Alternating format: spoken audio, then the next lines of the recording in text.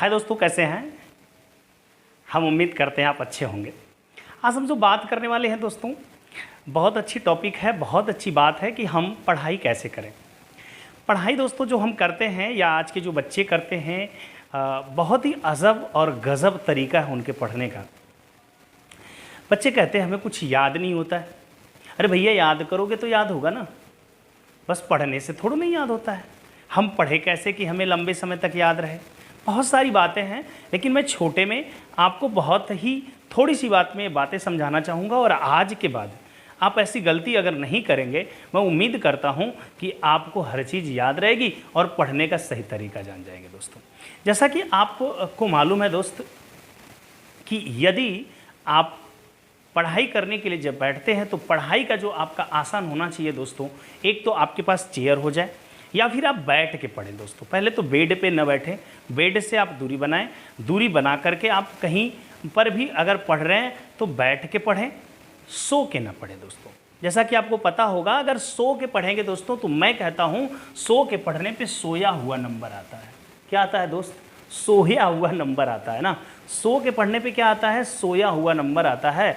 जैसे एक लड़के ने कहा था कि हमें तो फेल किया स्कूल के मैडम ने, हमें तो फेल किया स्कूल के मैडम ने, लाल लाल पेनों से गोले गोले घेरों में, लाल लाल पेनों से गोले गोले घेरों में। इसलिए प्यारों, आप पढ़ाई करो, ठीक है? बैठ के पढ़ो। जब तक पढ़ते हो आप ध्यान से पढ़ाई पे फोकस होके करो। और दूसरी चीज़ है, इंटरवल होता रहे पढ़ाई में। अगर आपकी क्षमता, आपकी कैपेसिटी 30 मिनट 35 मिनट, वैसे दोस्तों जो आपका साइंटिफिक मेथड है कि 40 से 45 मिनट किसी एक टॉपिक पे आदमी का जो विचार, जो दिमाग होता है वो एकाग्रित हो सकता है। इसीलिए आपने ध्यान दिया होगा विद्यालयों में 40-45 मिनट का ही घंटियाँ बनाई जाती हैं, ठीक है दोस्तों? उसका भी एक साइंटिफिक तरीका है। तो आप अपनी एकाग्रता को अच्छे से जानते हो। 2 घंटे, 1 घंटे, 1.5 घंटे, 30 मिनट, जितना भी हो उतनी एकाग्रता बनाओ, उतनी एकाग्रता तक पढ़ो। उसके बाद 10 मिनट 20 मिनट का आप एक रेस्ट लो, थोड़ा सा रेस्ट लो। रेस्ट बहुत ज़रूरी है। उसमें आप जो आपको अच्छा लगे, थोड़ा गाना गुनगुना लो, जो आपको अच्छा लगता हो वो काम थोड़े कर लो। फिर से आप ऊर्जा ले करके फिर से तैयारी के लिए बैठ जाओ, फिर से पढ़ने के लिए बैठ जाओ। लेकिन ये काम अगर बार बार हो रहा है दोस्त, बार बार आपको थकावट महसूस हो रही होगी, तो अब ये ज़रूरी भी हो जाता है कि आपको नींद भी चाहिए। तो आप उस चीज़ को अच्छे से मालूम होता होगा आपको कि दिन के किस टाइम में या रात के किस टाइम में या 24 घंटे में ऐसे कौन समय होते हैं जिस टाइम में आपका एनर्जी लेवल काफ़ी नीचे होता है, जिस टाइम में आपके शरीर में एनर्जी का लेवल बहुत नीचे चला जाता है। वो टाइम आप सोने के लिए रखिए। सोना भी बहुत इंपॉर्टेंट है दोस्तों। अगर आप सोएंगे नहीं ना तो 1 घंटे के अंदर जो आप पढ़ाई करने वाले हैं वो 3 घंटे लग जाएंगे। अगर आप सोए हैं, दिमाग आपका अच्छे से आराम किया हुआ है, तो सोचिए कि 3 घंटे का काम 1 घंटे में भी कर सकते हैं। लोग कहते हैं हम कितने घंटे पढ़ें। भैया, ये कोई नहीं बता सकता आप कितने घंटे पढ़ें। ये बता सकता है आपका दिमाग कि आप किसी बात को कितनी जल्दी और कितने अच्छे से समझ पाते हो दोस्त। दूसरी चीज़, जब भी पढ़ाई करें बोल के करें। नींद को दूर भगाना है दोस्तों, तो जब भी पढ़ाई करें बोल के करें। अगर आप बोल के पढ़ाई करते हैं, देखिए ध्यान से, विजुअली आप क्या कर रहे हैं? देख रहे हैं। जब देख रहे हैं तो आंखें विजुअली देख रही हैं और आपका वर्बली जो आपके वर्ब, जो कि वर्ड आप बोल रहे हैं, वो साउंड आपके कहाँ जा रहा है? आपके कानों में जा रहा है। तो आप 2 तरीके से अब आपकी हो गई पढ़ाई।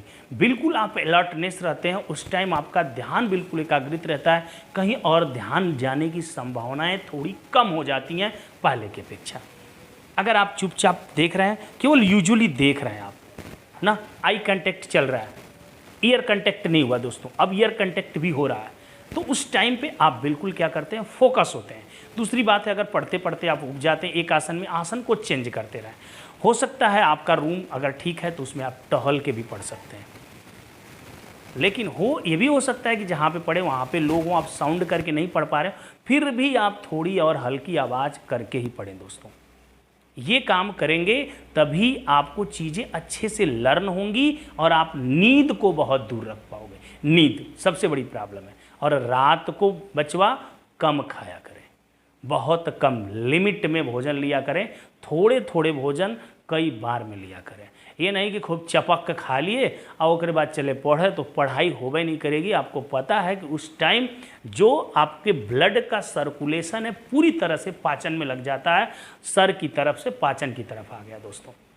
और जब इधर आ गया तो जाहिर सी बात है कि अब आपका माइंड क्या करेगा, बिल्कुल रिलैक्स हो जाता है, सुस्त हो जाता है, बिल्कुल वहाँ पर जो एनर्जी का लेवल होता है माइंड का वो बिल्कुल गिर जाता है और फिर तो आपको जमाई आती है, फिर नींद आती है।